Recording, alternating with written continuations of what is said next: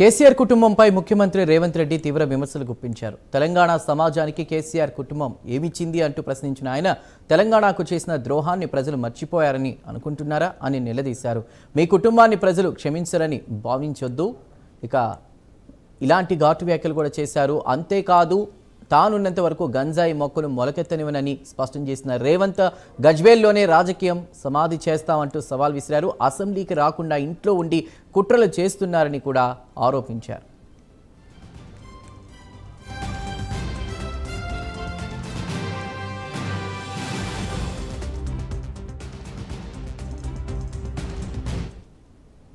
కేసీఆర్ కుటుంబంపై ముఖ్యమంత్రి రేవంత్ రెడ్డి తీవ్ర విమర్శలు గుప్పించారు. తెలంగాణ సమాజానికి కేసీఆర్ కుటుంబం ఏమిచ్చిందంటూ ప్రశ్నించిన ఆయన తెలంగాణకు చేసిన ద్రోహాన్ని ప్రజలు మర్చిపోయారని అనుకుంటున్నారా అని నిలదీశారు. మీ కుటుంబాన్ని ప్రజలు క్షమించారని భావించొద్దు అంటూ కూడా ఘాటు వ్యాఖ్యలు చేశారు. అంతేకాదు తానున్నంత వరకు గంజాయి మొక్కను మొలకెత్తనివనని స్పష్టం చేసిన రేవంత్ గజ్వేల్లోనే రాజకీయం సమాధి చేస్తామంటూ సవాల్ విసిరారు. అసెంబ్లీకి రాకుండా ఇంట్లో ఉండి కుట్రలు చేస్తున్నారని విమర్శించారు, ఆరోపించారు. తెలంగాణ సాహిత్యానికి చిరస్థాయిగా నిలిచిన కవి అందెశ్రీ స్మృతిని శాశ్వతంగా నిలబెట్టే దిశగా రాష్ట్ర ప్రభుత్వం మరో కీలక అడుగు వేసింది. ప్రముఖ కవి అందెశ్రీ స్మృతివనం నిర్మాణానికి ముఖ్యమంత్రి రేవంత్ రెడ్డి శంకుస్థాపన చేశారు. ఈ సందర్భంగా అందెశ్రీ సాహిత్య సేవలను స్మరించుకున్న సీఎం భావితరాలకు ఆయన స్ఫూర్తి చేరేలా స్మృతివనం రూపుదిద్దుకోనుందని తెలిపారు. తెలుగు భాష, తెలుగు సంస్కృతి, తెలంగాణ సంస్కృతి, సాహిత్య వారసత్వాన్ని ప్రతిబింబించేలా ఈ స్మృతివనం నిర్మించనున్నట్లు ప్రభుత్వం వెల్లడించింది. కవి చెప్పిండు, నిజాముల పైజామాలు ఊడగొడతాం, దిగంతాలకు తరిమి కొడతామని. ఇవాళ నేను చెప్తున్నా, ఆనాడు ఆ కవి స్ఫూర్తిగా నిజాముల పైజామాలు ఊడగొట్టి దిగంతాలకు ఆనాడు తరిమిను.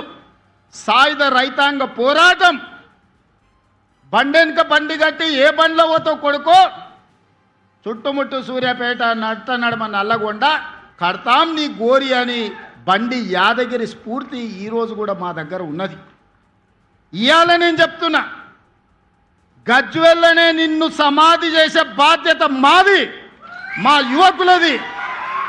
తెలంగాణ సమాజం మీకు అన్ని అవకాశాలు ఇచ్చింది, ఆస్తులు ఇచ్చింది, అంతస్తులు ఇచ్చింది, ఆగర్భ శ్రీమంతులను చేసింది. ఏమి తక్కువ చేసింది తెలంగాణ? ఏమి తక్కువ ఇచ్చింది మీకు ఈ తెలంగాణ? మరి తిరిగి తెలంగాణ 4 కోట్ల ప్రజలకు మీరు మీ కుటుంబంలో నలుగురు ఏమిచ్చిందని ఈరోజు తెలంగాణ సమాజం మిమ్మల్ని అడుగుతుంది. ఏం అన్యాయం చేసింది మీకు?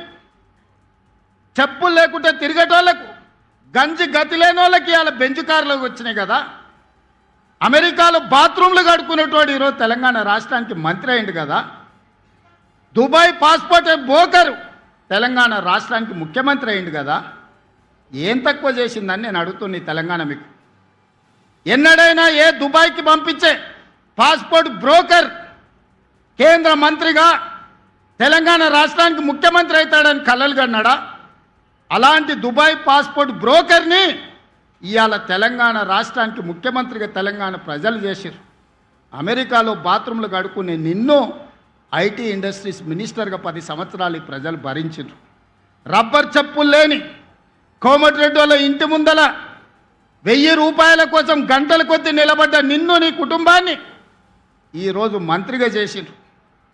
బతుకమ్మ చీరలు, బోనాలు, బతుకమ్మలు వస్తే వసూళ్లు చేసే మీ చెల్లెల్ని కూడా ఎమ్మెల్సీ, ఎంపీగా తెలంగాణ సమాజం చేసింది కదా. చివరికి సారాలో సోడా పోసే ఆయన సడ్డకుని కొడుకుని కూడా రాజ్యసభ సభ్యులను చేసింది కదా. ఇది తెలంగాణ ప్రజలు చేసిన త్యాగం కాదా? ప్రాణాలు ఇవ్వడమే కాదు, ఆత్మ బలిదానాలు చేసుకోవడమే కాదు, మీకు ఇంత ఐశ్వర్యాన్ని, అంతస్తులను అందించిన తెలంగాణకు మీరు చేసిన ద్రోహం ఏందో తెలంగాణ సమాజం మర్చిపోయిందని మీరు అనుకుంటున్నారా? ఇవాళ అందుకే నేనున్నంత వరకు, ప్రజలతో మమేకమైనంత కాలం నిన్ను, నీ కుటుంబాన్ని తులసి వనం లాంటి తెలంగాణ సమాజంలో గంజాయి మొక్కను మొలకెత్తనిచ్చే సమస్యనే లేదు. అందుకే మా స్ఫూర్తి అందశ్రీ, మా స్ఫూర్తి గద్దరన్న, మా స్ఫూర్తి సోనియా గాంధీ. మరి నీ స్ఫూర్తి ఎవరని అడుగుతున్నా. నిజామా, కాసిం రిజ్వీనా, ఈడీ అమీనా, ఎవడు నీ స్ఫూర్తి? ఏ జాతి నీది? నీ జాతేంది? నీ నీతేంది? నీకు మాకు పోలికేంది? నీకు మాతో పోటేంది? మేము అదమర్చినప్పుడు, మేము కనుమూర్చినప్పుడు 4 కోట్ల తెలంగాణ సభానేజ్ని కబలించి దోపిడీకి పాల్పడుతుంది కదా. ఆ దోపిడీని మేము అంత ఈజీగా మర్చిపోతామా? అయినా ఒక్క మాట చెప్పదలుచుకున్నా. సరిగ్గా 2 తరాల ముందు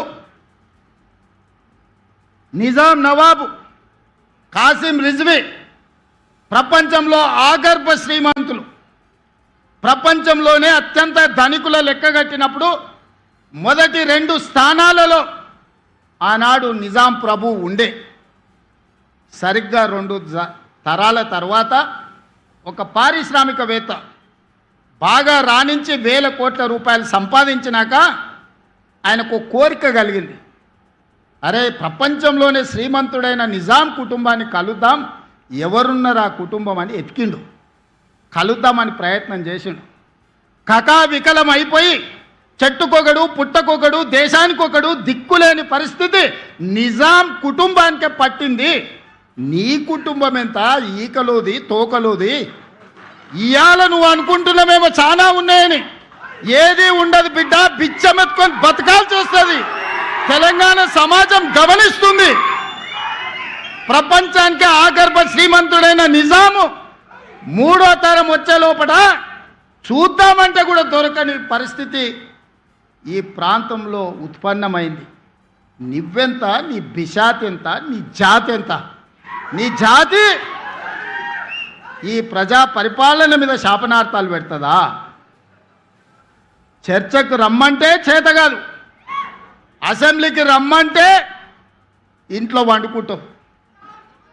ఇంట్లో వండుకొని వెనకంగా కుట్రలు కుతంత్రాలు.